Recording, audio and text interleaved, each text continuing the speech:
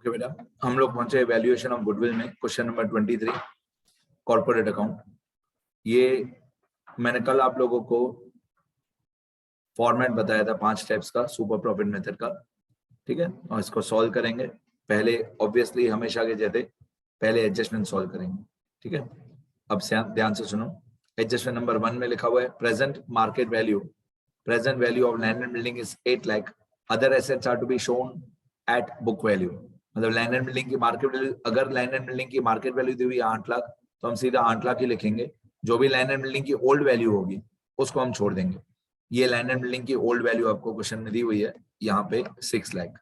ये 6 लाख हमारे काम का नहीं है क्योंकि इसकी मार्केट वैल्यू दी हुई है 8 लाख। तो मैं कैपिटल एम्प्लॉयड में जाऊंगा, capital employed for goodwill. Assets में मैं लिखूंगा land and building, land and building में लिखूंगा 8 लाख, लैंड एंड बिल्डिंग में लिखूंगा 8 लाख। ये assets amount rupees, land and building की मार्केट वैल्यू दी हुई है 8 लाख। अगर मार्केट वैल्यू दी हुई है 8 लाख तो लैंड एंड बिल्डिंग का जो बुक वैल्यू है 6 लाख वो हमारे काम का नहीं है। पहले आपको 5 स्टेप्स बना लेने हैं। स्टेप 1 और 3 में 1 या 2 पेज छोड़ने का, बाकी तब तो 2 लाइन में हो जाएगा। अब adjustment number 2, expected rate of return on capital employed is 12%, expected rate is 12%। तो ये स्टेप 2 में हमको काम आएगा, एक्सपेक्टेड रेट 12%। जब हम लोग एक्सपेक्टेड प्रॉफिट निकालेंगे तो जितना भी कैपिटल एम्प्लॉयड आएगा उसको मल्टीप्लाई बाय 12/100 करेंगे। जितना भी हमारा कैपिटल एम्प्लॉयड आएगा उसको मल्टीप्लाई बाय 12/100 करेंगे, ठीक है।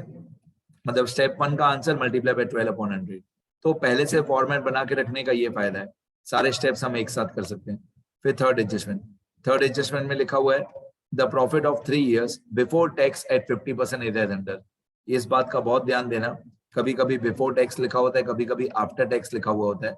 हमको हमेशा बिफोर टैक्स ही चाहिए, हमको हमेशा जो प्रॉफिट चाहिए वो बिफोर टैक्स ही चाहिए। तो ये 3 साल दिए हुए 2016, 17, 18 और ये प्रॉफिट दिया हुआ है 280, 320, 360, ठीक है। 3-4 बातें एक साथ हो गई। प्रॉफिट बिफोर टैक्स, टैक्स का रेट है 50%, ये 50% भी आगे चल के बहुत काम आएगा। ईयर 2016, 17, 18 और प्रॉफिट बिफोर टैक्स 280, 320, 360। तो मैं स्टेप 3A में जाऊंगा। स्टेप 3A जो होता है एडजस्टमेंट्स वाला, इसमें 2016, 2017, 2018 और प्रॉफिट बिफोर टैक्स ये हम लोगों को दिया हुआ था। मैं एक बार फिर से चेक भी करूंगा, 2,80,000, 3,20,000 और 3,60,000। अब एक बार चेक करते हैं, 280, 320, 360 सही है, 280, 320, 360 और ईयर्स भी सही है 2016, 17, 18। अब टैक्स का रेट जो है, प्रॉफिट बिफोर टैक्स का जो रेट है वो 50% है। ये 50% हमको कहाँ पे काम आएगा, जब हम लोग स्टेप 3C करेंगे। स्टेप 3C जो स्पेसिमेन ऑफ प्रॉफिट होता है, ये हमारा जो स्पेसिमेन ऑफ प्रॉफिट होता है, इसमें हम लोग जब टैक्स माइनस करेंगे, T फॉर टैक्स, ये टैक्स हमको क्वेश्चन में दिया हुआ है 50%, ठीक है। जब हम लोग टैक्स माइनस करेंगे तो 50% टैक्स कैलकुलेट करेंगे हमारे। जब हम लोग स्टेप 3C करेंगे, इसमें हम लोग फाइंड आउट करते हैं एवरेज प्रॉफिट फॉर गुडविल। ये भी बहुत इंपॉर्टेंट फॉर्मेट, ठीक है। इसमें टैक्स का मैंने परसेंटेज लिख दिया, कितना, 50%। आगे बढ़ते हैं और देखो क्वेश्चन में क्या दिया हुआ है। और क्वेश्चन में आपको दिया हुआ है, एक और बात मैं बताऊं, जैसे यहाँ पे 3 साल दिए हुए हैं 16, 17, 18, इनमें सबसे नीचे वाला साल वही होना चाहिए जो बैलेंस शीट वाला साल है। अब यहाँ पे बैलेंस शीट में आपको दिया हुआ है 31/12/2019। अब ये हमने जिसने भी क्वेश्चन बनाया है बहुत स्मार्टली बनाया है। यहाँ पे 31/12/19 जो साल है बैलेंस शीट वाला साल, उसका प्रॉफिट एडजस्टमेंट में दिया हुआ नहीं। Now this year, balance sheet वाला year 31/12/2019, this should be recorded while calculating step 3A average profit. तो ये वाला साल 2019 वाला साल हमारे स्टेप 3A में होना चाहिए, जो कि एडजस्टमेंट में आप देखोगे ना, एडजस्टमेंट में 2016, 17, 18 दिया हुआ है, 2019 तो दिया हुआ ही नहीं है। अब मेरे को कंपलसरी 2019 का प्रॉफिट कहीं ना कहीं से फाइंड आउट करना पड़ेगा। कंपलसरी मेरे को 2019 लिखना ही है। ये रहा, मेरे को मिल गया। यहाँ पे लिखा हुआ है शॉर्ट टर्म प्रोविजंस में, करंट लायबिलिटी में, शॉर्ट टर्म प्रोविजन में प्रोविजन फॉर टैक्स एट 50%, 2019 का 3 लाख दिया हुआ है। ये 3 लाख जो है, ये 3 लाख हमारा प्रोविजन फॉर टैक्स है। ये 3 लाख हमारा प्रोविजन फॉर टैक्स है। ये 3 लाख जो है ये हमारे प्रॉफिट का 50% है। अगर 3 लाख जो है वो प्रोविजन फॉर टैक्स है और यही हमारे प्रॉफिट का 50% है, तो हमारा जो प्रॉफिट होगा वो ऑब्वियसली इसका डबल होगा, 6 लाख। तो 2019 का प्रॉफिट 6 लाख रुपीज होगा। ये हमको कंपलसरी लिखना पड़ेगा। मैं स्टेप 3A में जा रहा हूं। ये स्टेप 3A, ये 2019, ये 2019 जो है ये हमारा बैलेंस शीट वाला ईयर है 2019। इसको मैं ऐसे बोल सकता हूं, balance sheet year, balance sheet year 2019। Compulsory जो भी नीचे नीचे वाला साल होना चाहिए ये वही साल होना चाहिए जो बैलेंस शीट वाला ईयर है। इसमें हम लोगों को प्रोविजन फॉर टैक्स दिया हुआ था 3 लाख और लिखा हुआ था कि ये जो 3 लाख है ये प्रॉफिट का 50% है। तो 3 लाख जो है वो 50% है, तो 100% कितना होगा, 6 lakh. Profit before tax 6 lakh होगा। ठीक है, तो एक मैंने ये बताया कि बैलेंस शीट वाला साल होना चाहिए, स्टेप 3A में सबसे नीचे। दूसरा 6 लाख कैसे आया, जो 3 लाख है वो 50% है, तो 100% होगा 6 लाख आगे।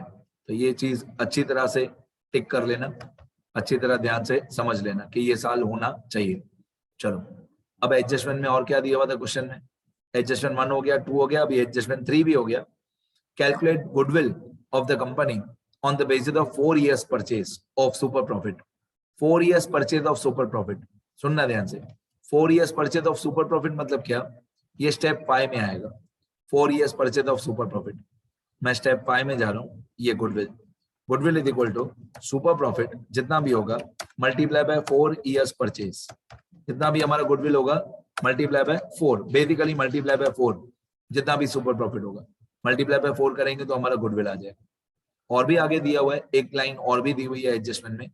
यहाँ पे लिखा है calculate goodwill of the company on the basis of 4 years purchase of super profit on the basis of last 4 years weighted average profit.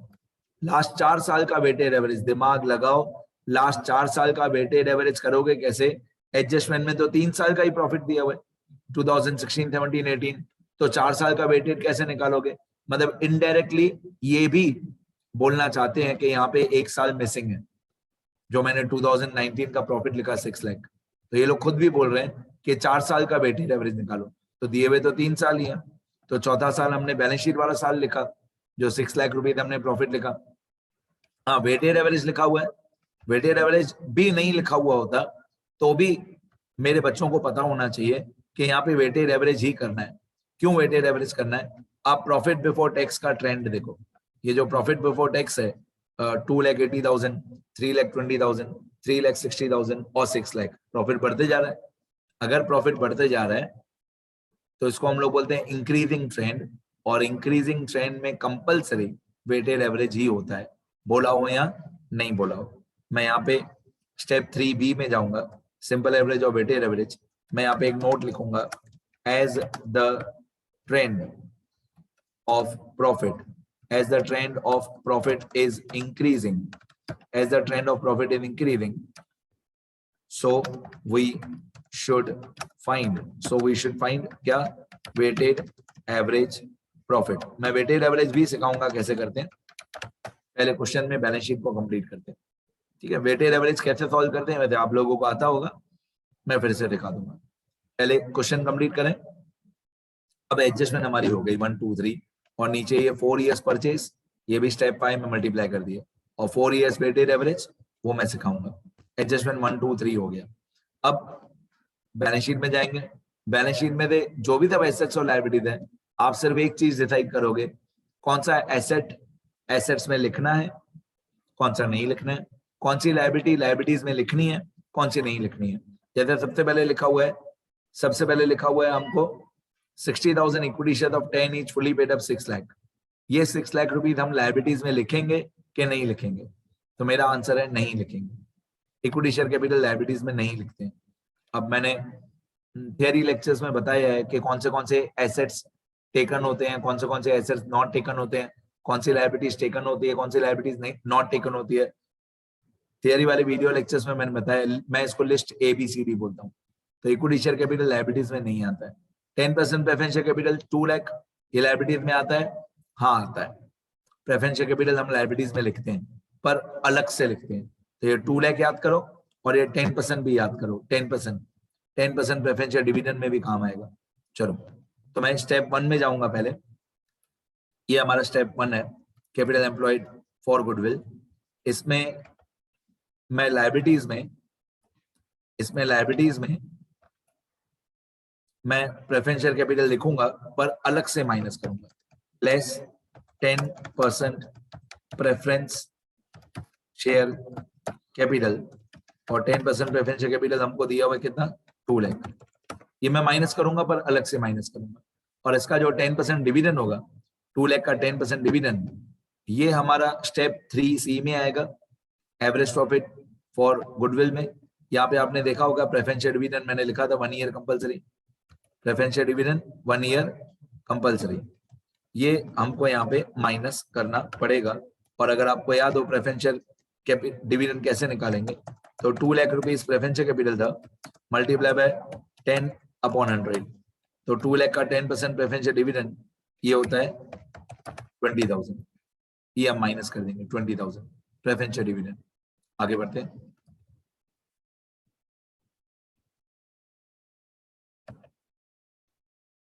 ये प्रेफरेंस शेयर डिविडेंड 20,000 हम माइनस कर देंगे। और आगे तो प्रेफरेंस शेयर कैपिटल स्टेप 1 में minus भी होगा और इसका डिविडेंड स्टेप 3C में माइनस होगा। आगे और क्या दिया है क्वेश्चन में, सबसे पहले था equity share capital. Equity share capital हम लोग लायबिलिटीज में नहीं लेते हैं, प्रेफरेंस शेयर कैपिटल लेते हैं। फिर जनरल रिजर्व हम लोग लायबिलिटीज में नहीं लेते हैं, जनरल रिजर्व नहीं आएगा 1,65,000, this is not a liability. फिर लॉन्ग टर्म बोरोइंग्स में 14% डिबेंचर्स 4 लाख ये लेते हैं। 14% डिबेंचर्स 4 लाख हमारे काम का है, पर इसका जो ये इंटरेस्ट है 14% वो हमारे काम का नहीं है। 4 लाख हमारे काम का है, 14% डिबेंचर्स 14% था, हाँ 14% था। 14% डिबेंचर्स 4 लाख, तो मैं 4 लाख रुपीज लायबिलिटीज में लिखूंगा स्टेप 1 में। लेस लायबिलिटीज में मैं लिखूंगा 14% डिबेंचर्स, कितनी अमाउंट थी 4 लाख, ये मैं लायबिलिटीज में लिखूंगा 4 लाख। आगे बढ़ते हैं। 14% हमारे काम का नहीं है। फिर हमको क्या दिया हुआ लायबिलिटी में, फिर हमको दिया हुआ long term Providence. Long term Providence में प्रोविडेंट फंड लायबिलिटी होता है, हाँ होता है। प्रोविडेंट फंड 80,000 लायबिलिटी होता है क्योंकि ये वर्कर्स का पैसा होता है, इसके अंदर है ना हमारे वर्कर्स का पैसा होता है, तो 80,000 हमको पे करना पड़ेगा। This is outside liability provident fund. तो ये लायबिलिटीज में आएगा, हाँ आएगा प्रोविडेंट फंड। सबसे इंपॉर्टेंट स्टेप यही है ना, क्या लेना है क्या नहीं लेना है वही याद करना है। पर अभी प्रोविडेंट फंड के बाद हमको क्वेश्चन में क्या दिया हुआ है, प्रोविडेंट फंड के बाद हमको क्वेश्चन में दिया हुआ है depreciation fund. Depreciation fund land and building का लेना है, नहीं लेना है। क्यों नहीं लेना है, क्योंकि लैंड एंड बिल्डिंग की मार्केट वैल्यू दी हुई थी, तो लैंड एंड बिल्डिंग का डेप्रिसिएशन 20,000 नहीं लेना है। मशीनरी का डेप्रिसिएशन लेना है, हाँ लेना है। कैसे इसको लायबिलिटी में लिखेंगे मशीनरी का डेप्रिसिएशन, एसेट साइड पे आपको यहाँ पे मशीनरी दिया हुआ है, एसेट साइड पे ये मशीनरी दिया हुआ है 4 लाख। इस 4 लाख रुपीज की मशीन में थे हम लोग ये 60,000 डेप्रिसिएशन मशीन का 60,000 माइनस कर देंगे। मशीन कितने रुपीज की है 4 लाख, 4 लाख में से ये 60,000 हम डेप्रिसिएशन माइनस कर देंगे, बाकी जितना बचेगा बुक वैल्यू वो लेंगे।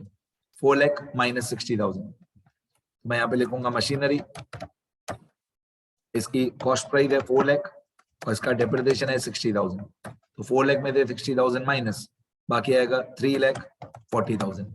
4 लाख माइनस 60,000, बाकी 3,40,000।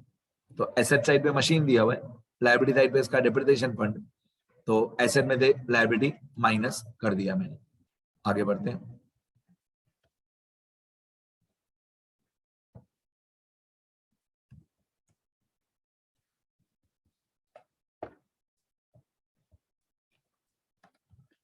और आगे और क्या दिया हुआ है, मशीन का डिप्रिसिएशन माइनस कर दिया, मशीन में थे ये 4 लाख में थे, 60,000 माइनस कर दिया। Trade payable creditors 5 lakh, creditors लेंगे लायबिलिटी में, हाँ लेंगे 5 लाख क्रेडिटर्स, ये लायबिलिटी में आएगा। मैं लायबिलिटी में जाऊंगा, क्रेडिटर्स लिखूंगा मैं 5 लाख, ये लायबिलिटी है हमारी, इसमें creditors 5 lakh. Creditors are outside liabilities, ये हमको पे करना पड़ेगा। क्रेडिटर्स के बाद क्या दिया हुआ है, 5 लाख के बाद आपको दिया हुआ है short term provision, provision for tax, provision for tax liabilities में लेंगे, हाँ लेंगे 3 लाख, ये भी हमारी लायबिलिटी होती है।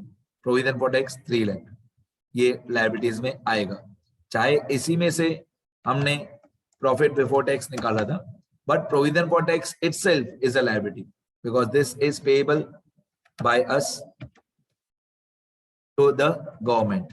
तो प्रोविजन फॉर टैक्सेशन हमारी लायबिलिटी होती है, हाँ होती है, पैसा पे करना पड़ेगा 3 लाख। उसके बाद प्रोविजन फॉर टैक्स के बाद एसेट साइड पे फिक्स एसेट्स दिया हुआ है। टेंजिबल फिक्स एसेट्स में लैंड एंड बिल्डिंग लेंगे, हाँ लेंगे, बट इसकी मार्केट वैल्यू दी हुई थी एडजस्टमेंट में 8 लाख रुपए, वो लेंगे।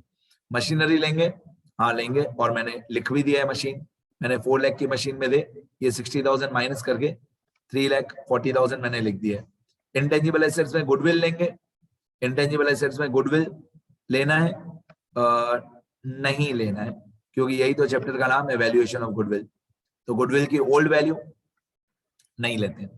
फिर नॉन करंट इन्वेस्टमेंट में 12% taxable debenture of Janki Limited, face value 80,000 और कॉस्ट प्राइस 85,000, ये एसेट्स में लेंगे नहीं लेंगे, क्योंकि ये नॉन ट्रेडिंग इन्वेस्टमेंट है।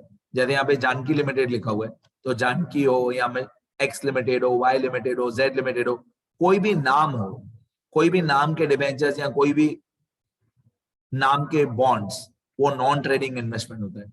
और नॉन ट्रेडिंग इन्वेस्टमेंट्स हम लोग एसेट्स में नहीं लेते हैं, नॉन ट्रेडिंग इन्वेस्टमेंट नहीं लेते हैं। Okay done. स्टेप 1 में नॉन ट्रेडिंग इन्वेस्टमेंट नहीं लेते, मैंने थियरी वाले पेज में बताया है कौन से ट्रेडिंग होते हैं, कौन से नॉन ट्रेडिंग। कोई भी नाम लिखा हुआ है जानकी या एक्स लिमिटेड, वाई लिमिटेड, वो नॉन ट्रेडिंग होता है, उसको कैपिटल एम्प्लॉयड में नहीं लेते हैं, कैपिटल एम्प्लॉयड में नहीं लेते हैं। ओके, इसका इंटरेस्ट हम एवरेज प्रॉफिट में माइनस करेंगे, एंड इंटरेस्ट जिंदगी भर कोई भी इंटरेस्ट हो वो हमेशा फेस वैल्यू पे ही निकालते हैं। तो 80,000 पे 12% interest on non trading investment होगा, वो हमारे स्पेसिमेन ऑफ प्रॉफिट में ITD वाले फॉर्मेट में, आई मतलब interest on non trading investment minus होगा फेस वैल्यू 80,000 पे 12%। तो ये 80,000 का 12%, मैं स्टेप 3C में जाऊंगा। स्टेप 3C ये interest on non trading investment, तो 80,000 पे 12% जो जानकी लिमिटेड के डिबेंचर्स हैं उसका इंटरेस्ट, तो 80,000 पे मल्टीप्लाई बाय 12 डिवाइडेड बाय 100, ये होता है 9600। तो ये 9600 में माइनस करूंगा इंटरेस्ट ऑन क्या, non trading investments. Interest on non trading investment 9600 में माइनस कर दूंगा। आगे बढ़ते हैं, और क्या दिया हुआ है। तो जानकी लिमिटेड के डिबेंचर्स मैंने एसेट में नहीं लिखे, पर इसका इंटरेस्ट मैंने स्टेप 3C में माइनस किया। अब इन्वेस्टमेंट्स ऑफ प्रोविडेंट फंड, ये ट्रेडिंग इन्वेस्टमेंट होती है कि नॉन ट्रेडिंग? कोई भी फंड से रिलेटेड, कोई भी फंड से रिलेटेड इन्वेस्टमेंट होती है वो ट्रेडिंग ही होती है। Investments of provident fund, investment of sinking fund, investment of debenture redemption fund, किसी भी फंड की इन्वेस्टमेंट होती है वो ट्रेडिंग होती है। तो ये 50,000 ट्रेडिंग इन्वेस्टमेंट है, इसको स्टेप 1 में लेंगे। ट्रेडिंग वाली हमको चाहिए 50,000 इन्वेस्टमेंट्स ऑफ प्रोविडेंट फंड, ये 50,000 इन्वेस्टमेंट ऑफ प्रोविडेंट फंड, ये ट्रेडिंग इन्वेस्टमेंट होती है, तो इसको स्टेप 1 में लेंगे 50,000। ये है इन्वेस्टमेंट्स ऑफ प्रोविडेंट फंड, ये ट्रेडिंग इन्वेस्टमेंट्स होती है, ये हमारी ट्रेडिंग इन्वेस्टमेंट होती है, इसको लेंगे। नेक्स्ट, और क्या दिया हुआ है क्वेश्चन में। इसके बाद हम लोग पहुंचे other non current asset, preliminary expenses. बेटा प्रिलिमिनरी एक्सपेंसेस नहीं लेते हैं एसेट्स में, लेकिन अगर प्रीपेड एक्सपेंस हो, अगर प्रीपेड एक्सपेंस हो, देखो ये लास्ट लाइन में दिया हुआ भी है, प्रीपेड एक्सपेंस हो तो एसेट में लेते हैं। प्रीपेड मतलब हमारा करंट एसेट हुआ, उसको एसेट में लेते हैं। प्रिलिमिनरी एक्सपेंस हमारा फिक्टिशियस एसेट हुआ, उसको एसेट्स में नहीं लेते। तो स्टॉक लेंगे, इन्वेंट्री मतलब स्टॉक लेंगे, हाँ। डेटर्स लेंगे, हाँ। कैश एंड कैश इक्विवेलेंट लेंगे, बैंक बैलेंस, हाँ। प्रीपेड एक्सपेंस लिखेंगे, हाँ। ये चारों में हाँ, स्टॉक भी एसेट में आएगा, डेटर भी आएगा, बैंक बैलेंस भी आएगा, प्रीपेड एक्सपेंस भी आएगा, लेकिन प्रिलिमिनरी एक्सपेंस नहीं आएगा। ये जो 20,000 है प्रीलिमिनरी एक्सपेंस, वो नहीं आएगा। Stock, debtors, bank balance, prepaid expense.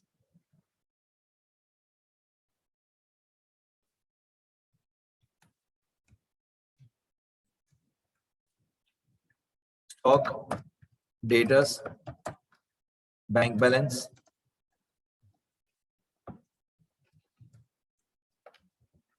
Prepaid expense, prepaid expense, ये सब हम एसेट्स में लेंगे। इन चारों की अमाउंट में लिख दूं, तो इन चारों की अमाउंट है 420, 580, 90, 20।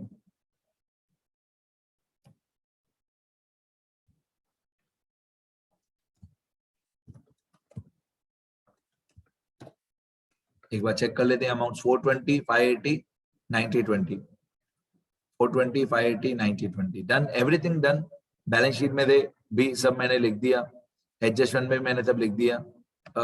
थोड़ा सा मैं हिंट बताऊं तो मैंने जहां पे भी ये ब्लू कलर की हॉरिजॉन्टल लाइन की है ना, जहां पे भी, वो सब नहीं लेने हैं एसेट्स और लायबिलिटीज। तो एक तरीके से मैंने टिक कर दिया। इक्विटी शेयर कैपिटल नहीं लेना है, जनरल रिजर्व नहीं लेना है, फिर ये लैंड एंड बिल्डिंग का डेप्रिसिएशन फंड क्यों नहीं लेना है, क्योंकि एडजस्टमेंट में इसकी मार्केट वैल्यू दी हुई थी। तो जहां जहां पे मैंने ब्लू ओरिजेंटल लाइन की है ना, वो नहीं लेना है। गुडविल नहीं लेना है, जानकी लिमिटेड के डिवेंचर्स नहीं लेने हैं, प्रिलिमिनरी एक्सपेंस नहीं लेने हैं, और जहां जहां पे मैंने लाइन नहीं की है वो लेनी है। वैसे मैं थियरी वाले पेज में बता चुका हूँ सब। अब इसकी बैलेंसिंग करेंगे। तो सबसे पहले एसेट्स का टोटल करें, तो एसेट्स के टोटल में equal to sum of 8 lakh plus 3 lakh 40,000 plus 50,000 plus 4 lakh 20,000 plus 5 lakh 80,000 plus 90,000 plus 20,000। तो एसेट्स का टोटल है 23 लाख। लायबिलिटीज का टोटल करें तो लायबिलिटीज में है सम of some from 4 lakh 80,000, 5 lakh और 3 lakh, तो ये होता है 12 lakh 80,000, और ये प्रेफरेंशियल कैपिटल 2 lakh। तो मेरे को 23 लाख में से ये 12 lakh 80,000 माइनस करना है, और ये 2 लाख भी मेरे को माइनस करना है। तो 23 लाख में से 12 lakh 80,000 और 2 लाख दोनों मेरे को माइनस करने हैं। तो 23 लाख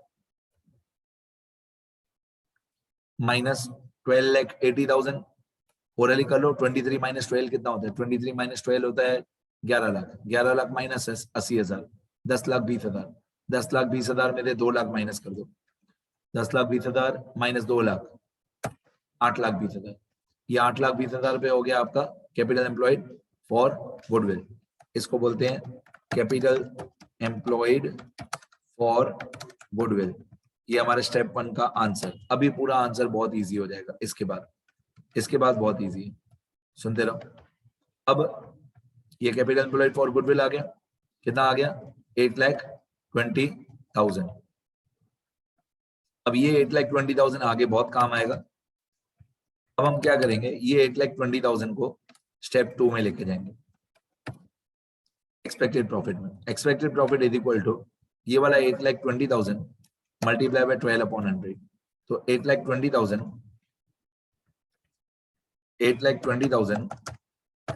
मल्टीप्लाई 12 डिवाइड बाय 100, तो हमारा एक्सपेक्टेड प्रॉफिट आ जाएगा 98,400।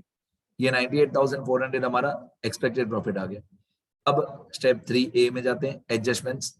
इसमें कोई भी एक्सपेंस या इनकम था ही नहीं, कोई एक्सपेंस माइनस करना बाकी या कोई इनकम हमको प्लस करना बाकी, ऐसा कुछ भी नहीं था। तो सीधा सीधा हमारा करेक्टेड प्रॉफिट आ जाएगा। मैं तो एज अ फॉर्मेट आपको बता रहा हूं कि सीधा सीधा हमारा आंसर आ जाएगा, ठीक है। ये कभी कभी एक्सपेंस और इनकम दिए हुए भी होते हैं, कभी कभी लिखा हुआ भी होता है कि ये एक्सपेंस प्लस करना माइनस करना बाकी है या ये इनकम प्लस करना बाकी है, ऐसा दिया हुआ भी होता है। बट इस क्वेश्चन में ऐसा नहीं था। तो करेक्टेड प्रॉफिट हमारा वही आएगा, करेक्टेड प्रॉफिट जो क्वेश्चन में दिया हुआ है प्रॉफिट, मतलब कुछ चेंज नहीं हुआ। जो प्रॉफिट क्वेश्चन में दिया हुआ है वही। नॉर्मली क्या होता है, ये जो 2,80,000 है इसमें ये वाला एक्सपेंस माइनस होता है और ये वाला इनकम प्लस होता है। फिर ये जो 3,20,000 है उसमें ये एक्सपेंस माइनस होता है और ये वाला इनकम प्लस होता है। फिर 360 सेम, फिर 4 लाख सेम। अब ये हमारा करेक्टेड प्रॉफिट आ गया। ट्रेंड हम लोग इस करेक्टेड प्रॉफिट का ट्रेंड देखते हैं। As the trend of profit, कौन सा profit? Corrected profit. As the trend of corrected profit, ये इसका ट्रेंड देखते हैं करेक्टेड प्रॉफिट का, is increasing, so we should find weighted average profit. अब वेटेड एवरेज प्रॉफिट में ईयर का कॉलम सेम, ये वाला ईयर का कॉलम सेम,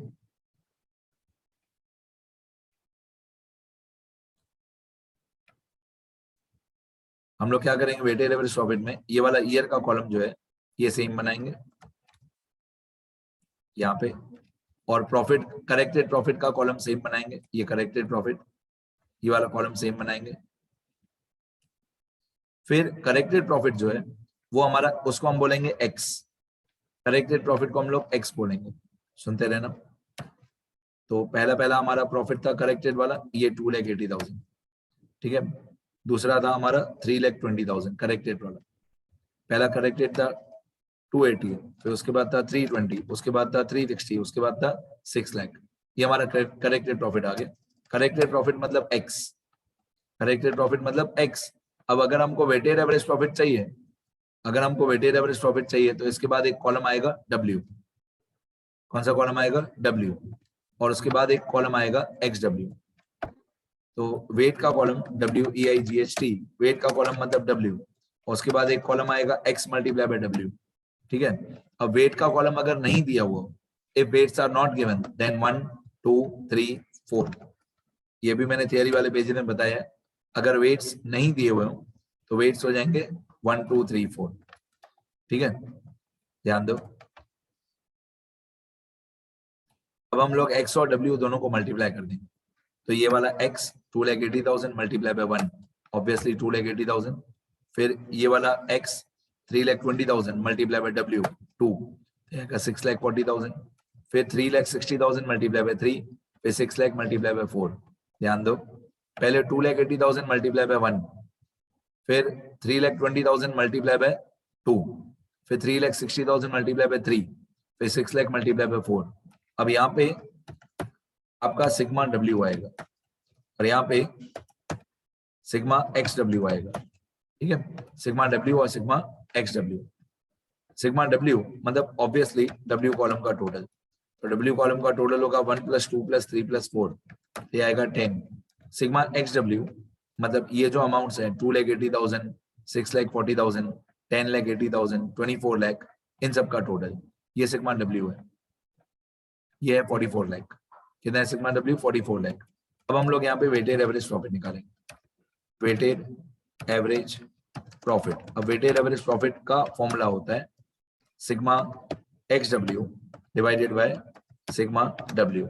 ये वेटेड एवरेज प्रॉफिट का फॉर्मूला होता है sigma X W upon sigma W equal to, अब हमारा सिग्मा एक्स डब्ल्यू कितना आया था?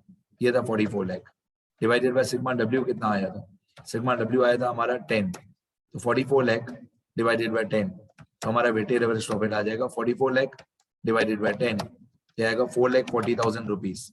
ये जो वेटेड एवरेज प्रॉफिट आया 4,40,000 रुपीज, इसको स्टेप 3C में लेके जाएंगे।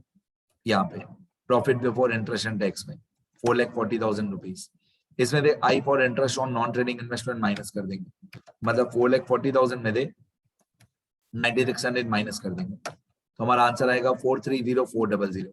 इस 4,30,400 पे ये जो 4,30,400 आया इसका 50% टैक्स निकालेंगे, तो 4,30,400 मल्टीप्लाई बाय 50 डिवाइडेड बाय 100, तो ये 50% टैक्स आ गया, ये आ गया 50% टैक्स 215,200। अब ये 215,200 हम माइनस कर देंगे, तो 4,30,400 माइनस 215,200, तो बाकी सेम ही आंसर आएगा 215,200।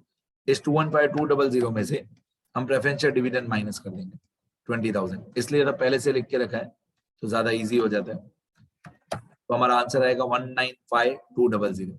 ये हमारा एवरेज प्रॉफिट फॉर गुडविल है 195,200।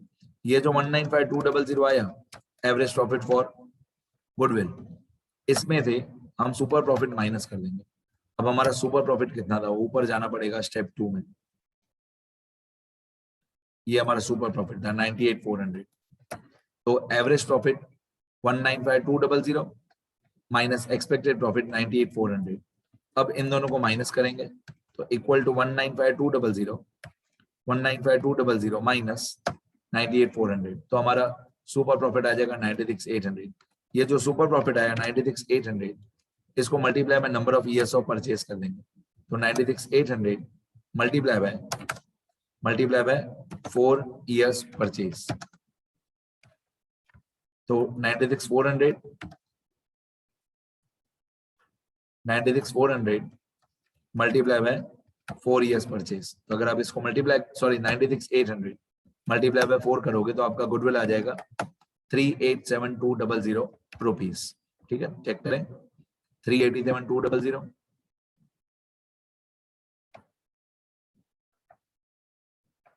परफेक्ट, ये रहा लास्ट लाइन में 387,200। अब ऑब्वियसली स्टेप 5 सही है तो बाकी 4 स्टेप सही होंगे। एक भी गलती होती है तो ये आंसर ही नहीं आता। 387,200 ये सुपर प्रॉफिट मेथड है, एग्जाम में इसी लेवल का क्वेश्चन आता है। मैं एक बार स्क्रॉल कर देता हूं फिर लिखना। ये क्वेश्चन है,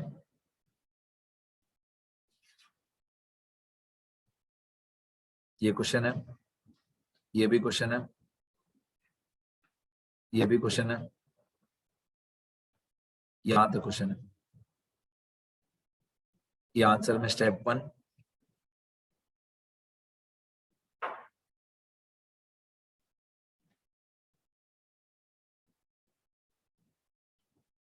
स्टेप 2, स्टेप 3A, ये step 3B,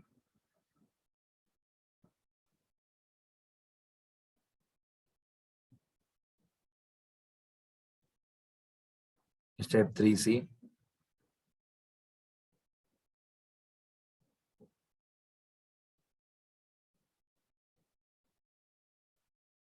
step 4, step 5 goodwill. Done, चलो लिखना शुरू करो।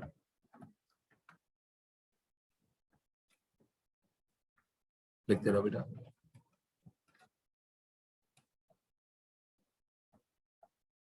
लिखते रहो।